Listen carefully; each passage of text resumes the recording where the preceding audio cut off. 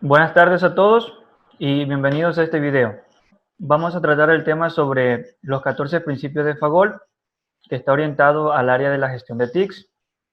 Los integrantes de este grupo son Kevin Lara, Teresa Piloso, Alex Shigla y quien les habla, Miguel Or.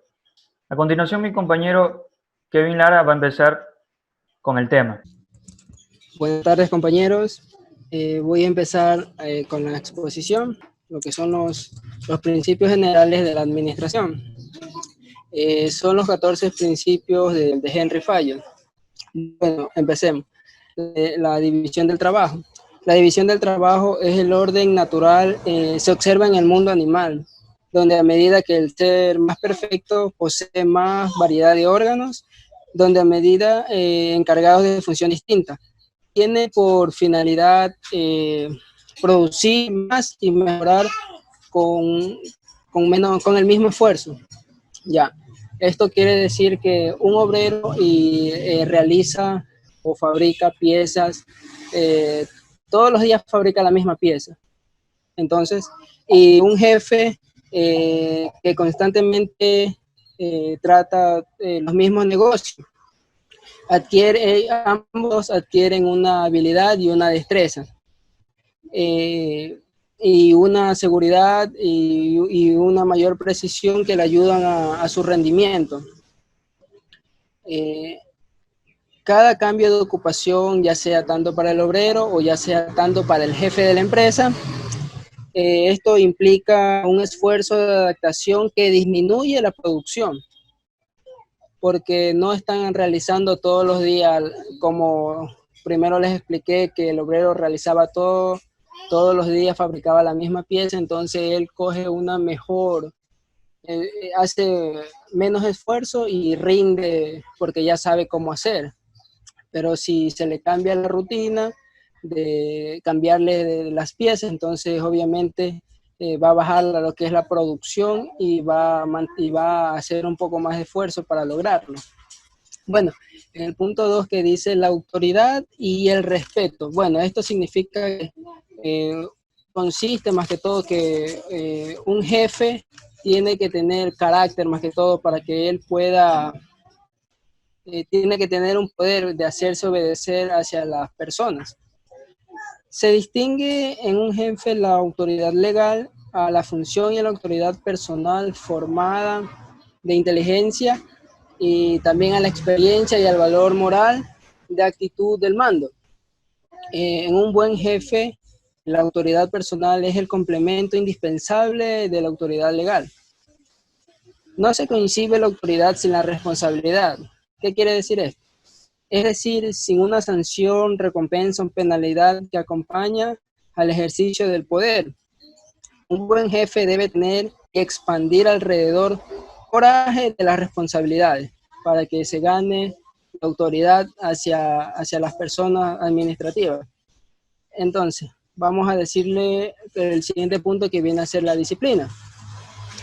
La disciplina consiste esencialmente en la obediencia, la presencia y los signos exteriores del respeto realizado conforme a las conveniencias establecidas entre las empresas y sus agentes. La disciplina resultante de convenios son diversas y variables. Se presenta naturalmente con los aspectos más diferentes. Las obligaciones de obediencia, de actividad y de presencia difieren en efecto de una empresa a otra empresa, de una categoría de agentes a otra, en la misma empresa, de una región a otra, de una época a otra.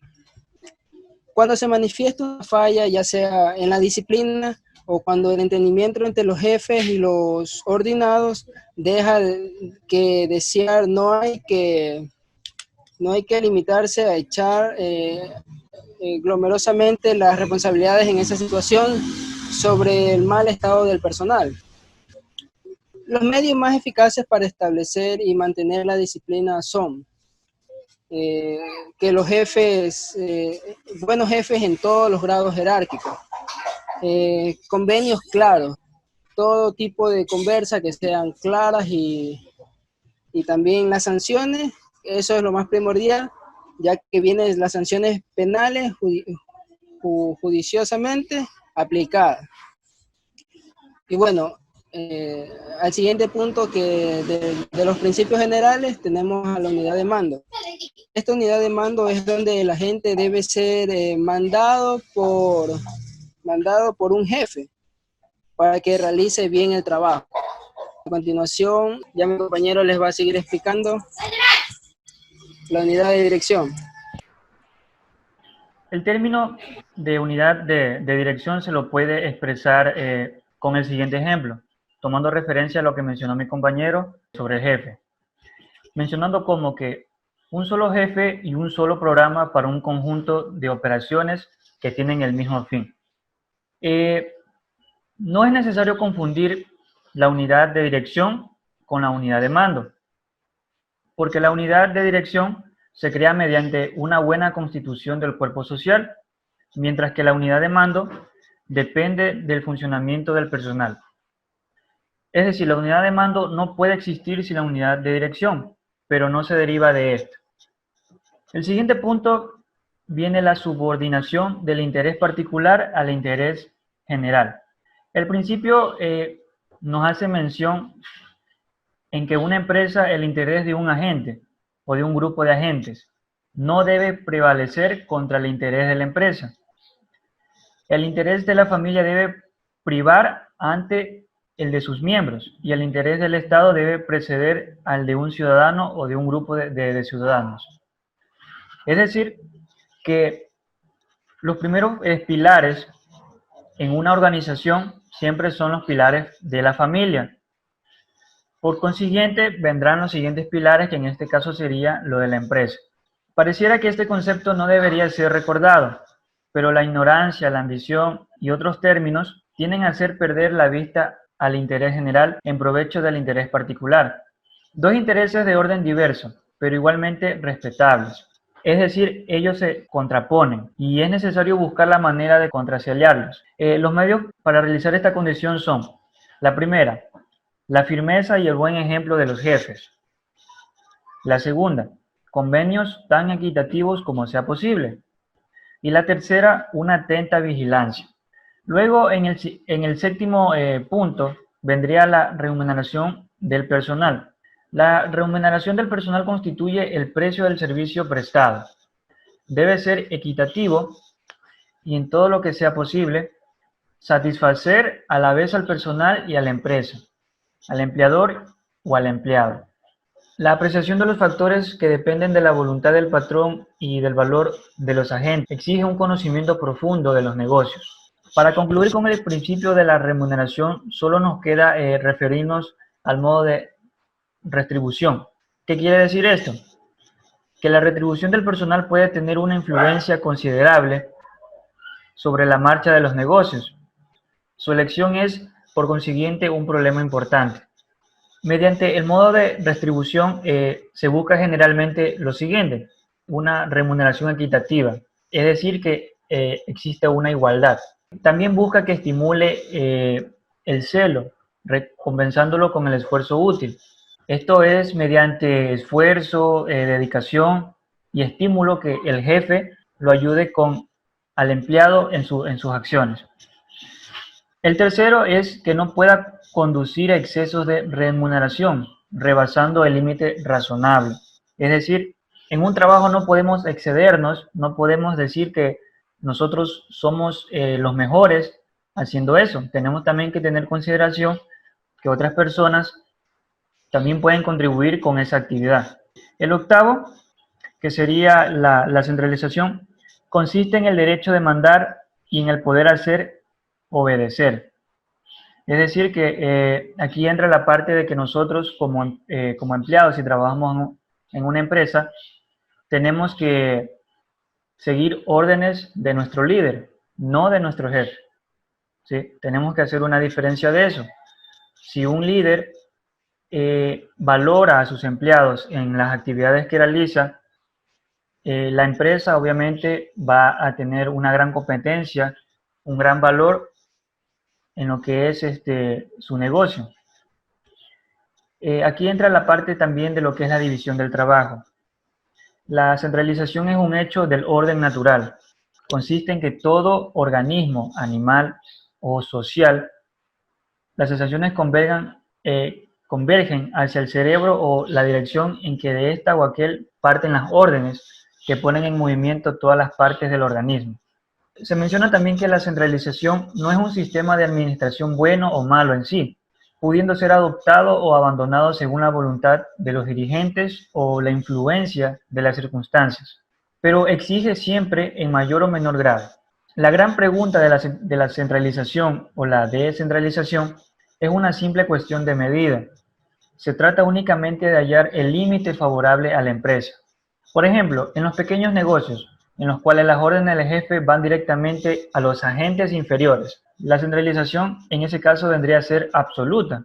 En las empresas importantes, ahora nos vamos a las empresas importantes, en donde el jefe se haya separado de los agentes inferiores por una larga escala jerárquica, las órdenes, como también las correspondientes impresiones de retorno.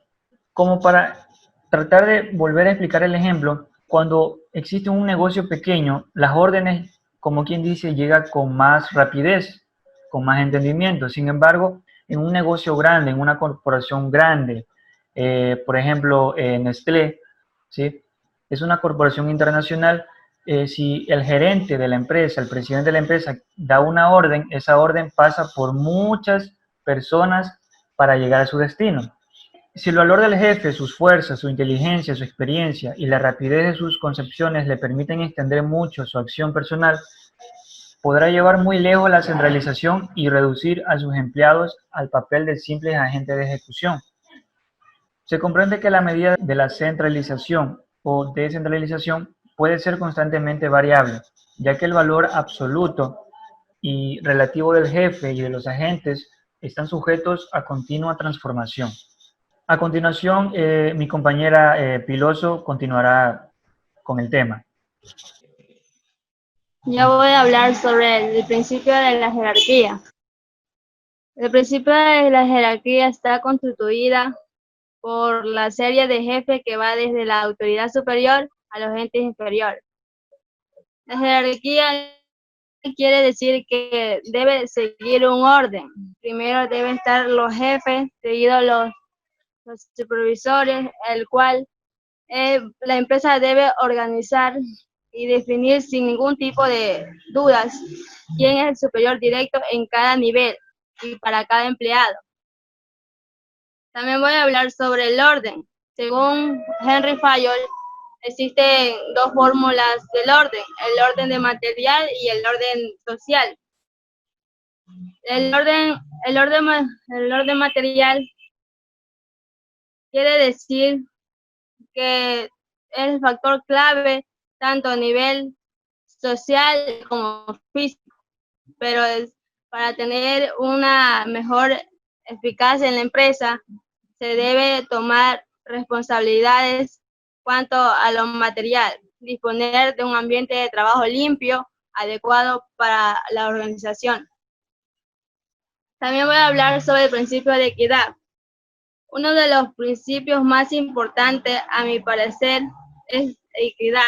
Fayol dispone de los empleadores que deben ser tratados con amabilidad, porque todos tenemos los mismos derechos, al igual que cada persona, igual que sea de nivel alto o bajo, porque de eso se trata una empresa, de cómo es su trato al momento de realizar su producto o su proyecto.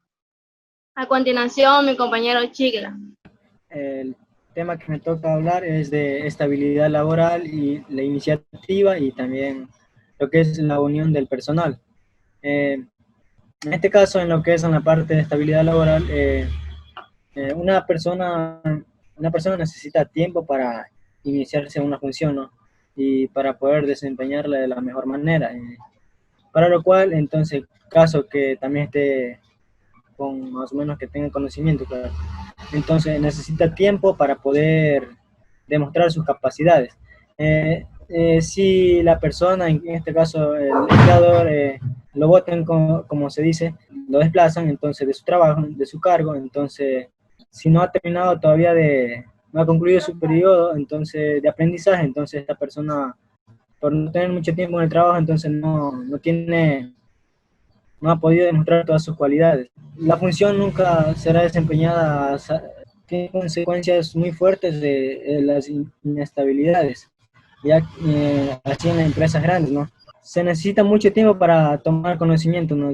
Digamos, de una empresa, de los nombres, así mismo de las cosas de la empresa, entonces, y para tomar en confianza, así mismo con los diferentes trabajadores, entonces, y para demostrar así mismo, como dije, calidad, entonces, por eso es necesario que pueda cumplir su periodo y en caso de que ya no muestra cualidad, entonces ahí sí poder desplazarlo del cargo, porque no se puede anticipar dando inestabilidad, entonces, y no brindar confianza al trabajador.